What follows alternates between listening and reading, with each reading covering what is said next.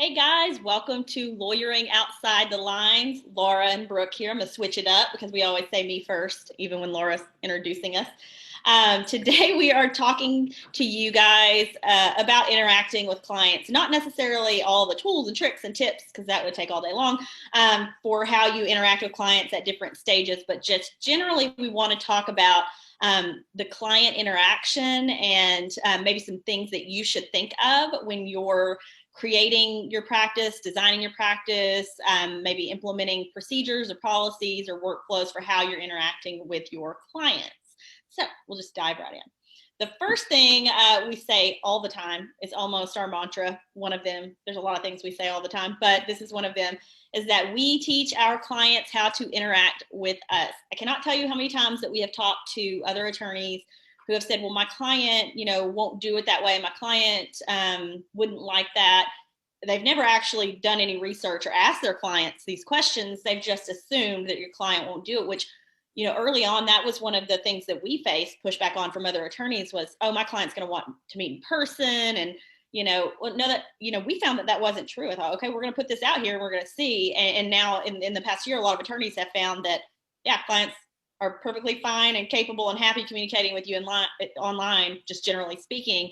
But for us, we have really found not only, do our clients tolerate it, they enjoy it. It's convenient for them. We're usually working the same hours as clients. So, by offering them a virtual interaction, they actually have more flexibility and freedom, and it's less intimidating. And so, we have actually found the opposite of what we kind of believe. It's a limiting belief, we say, of attorneys, that we believe clients want certain things. And most clients do not have any interactions with attorneys prior to you.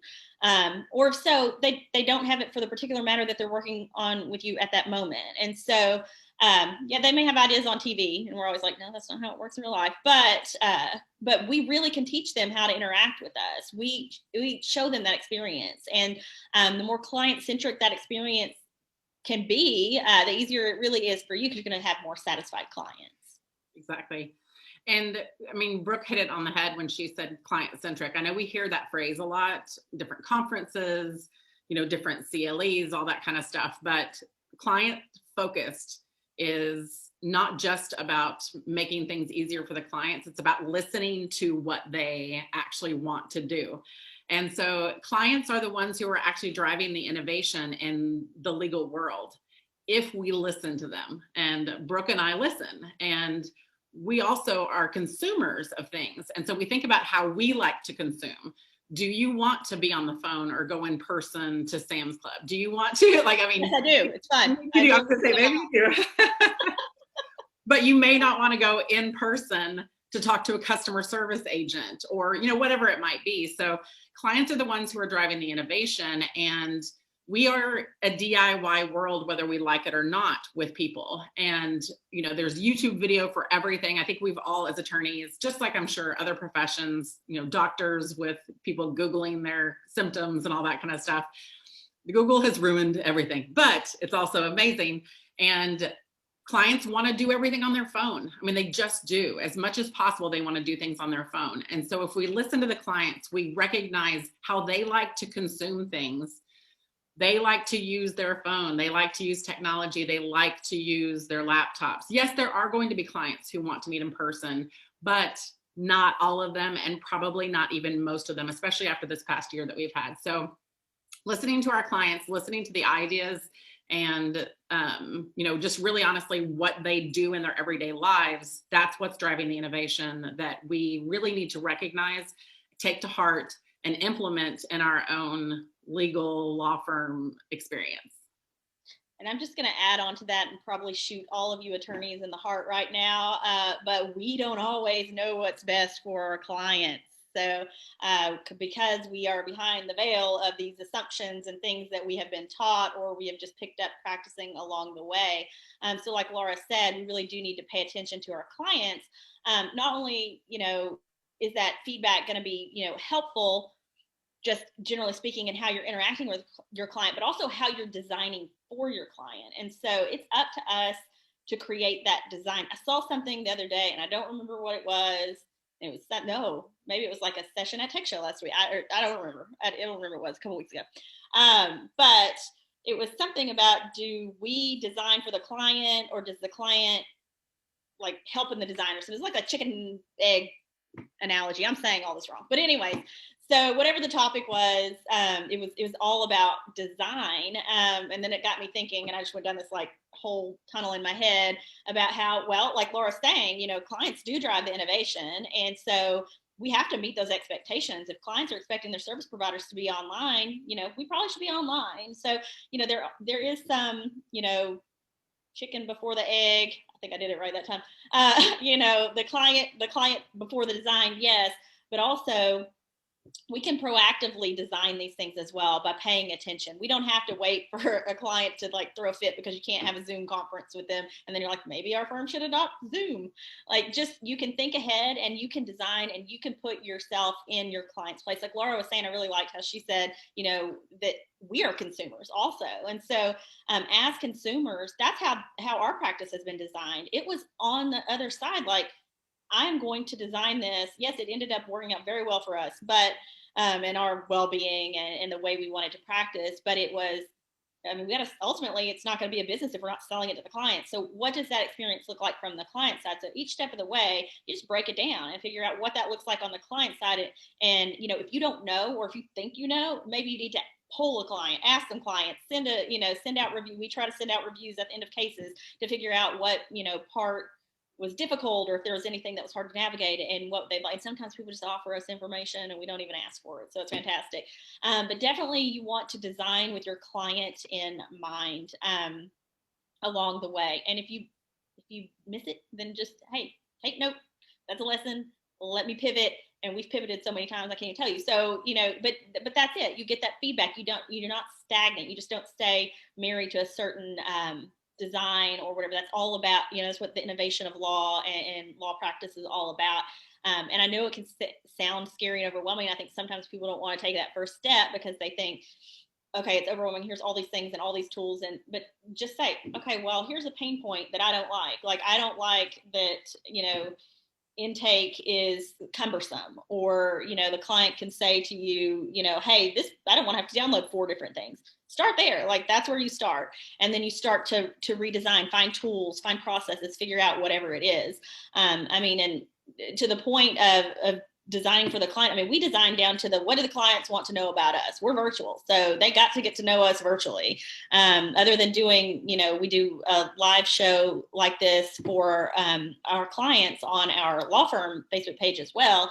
And, so we try to meet clients there. We try to, provide value, but also on our website, we're like, here's the real stuff about us. It's not like, here's all of our fancy schmancy awards and accolades. We do put our fancy schmancy awards on there because, they're fancy. But, we put all that stuff on there, and where we went to school and all those things. But also, like, my first thing on there is like, I'm not an asshole. Like, I went through and was like, what do clients, when I was writing my bio, what do clients want in their attorney? Like, they care about this stuff, yes, and maybe certain clientele care about things more than others. But for me, it was just, okay, well, they want me to be responsive. They want me to communicate. They want transparency. So those types of things are things to keep in mind when you're designing. And we do get a lot of, or we have over the years anyway, it's not quite as much anymore because of, COVID changed some things, not everything, but it changed some things. But we do get a lot of questions about, is this a competitive model? Is this something that's sustainable for a business, that kind of thing? And yes, it is. We are very competitive in our practice areas, in our jurisdiction. And a lot of it is about kind of what Brooks talked about. But I want to talk a little bit about why we're competitive and how we push that out to the general public to get clients. The only pushback that we really honestly get is from other attorneys.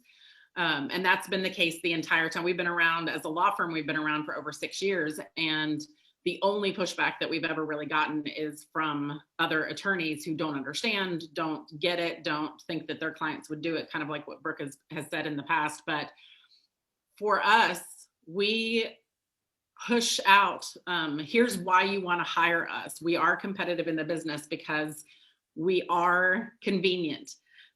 We do everything online, kind of everything we've talked about already, but we also push the fact that we have one client touch point, which is the client portal. So once a client has hired us with the fancy cloud e-calendaring system, they've e-signed their engagement, they've paid their fee online, everything is in one place for the client. So we're convenient. That's a huge thing for us, is the convenience. Like Brooke said, we work the same, attorneys traditionally work the same hours that our clients work. So they have to take off work, potentially miss pay in order to meet with their clients. But if you're doing everything online with the portal, they can message, at 10 o'clock at night or 6 o'clock in the morning or whatever and ask their question, not have to wait for a phone call back or an email return. It's all in one place. And the all in one place is huge too. That's a big benefit for not just the clients, but for the attorney as well. I think, so Brooke and I have both practiced in the traditional world, and we've both done litigation in the traditional world. And it's so hard to find stuff sometimes, depending on what boundaries you set as a traditional practitioner. Depending on those boundaries, you might have clients who are talking to an assistant, sending emails to multiple people in your law firm, leaving messages for people. You're having verbal conversations that you have to remember or take notes to remember what you talked about, all that kind of stuff. But using the client portal, which makes us, super succinct and kind of put together as a law firm. And what drives us as, what defines us, that's a better word, what defines us as a virtual law firm is that everything exists in the client portal. That's how we deliver our services. That's how we communicate. Everything is in there. It's all in one place for us. So when we're going back and drafting, a contract, when we're going back and drafting, litigation pleadings, whatever it might be, their intake questionnaires in there, any kind of messaging questions and answers are in there.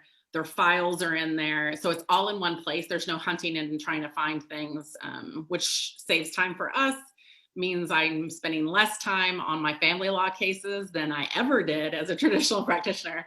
And it just makes life easier. So this type of business, this interaction with clients using the client portal as your one, kind of one place, one touch point, it makes us competitive with other law firms as a business, but it also is huge for organization tools and the convenience for the client's sake as well. Absolutely. And Laura and I talk about virtual law firms a lot and speak different places about it. And we say, it's the cornerstone, it's the key, it's everything for a virtual practice. Obviously, when we're having those conversations, we're talking about our specific practice, and there are benefits to practices that are not maybe identical to ours, but for having that client portal. But we do a high volume caseload. That's kind of our whole model is, we do limited scope representation exclusively. So for limited scope representation, the goal is to have a higher volume of cases, which in turn is usually a little bit lower fee.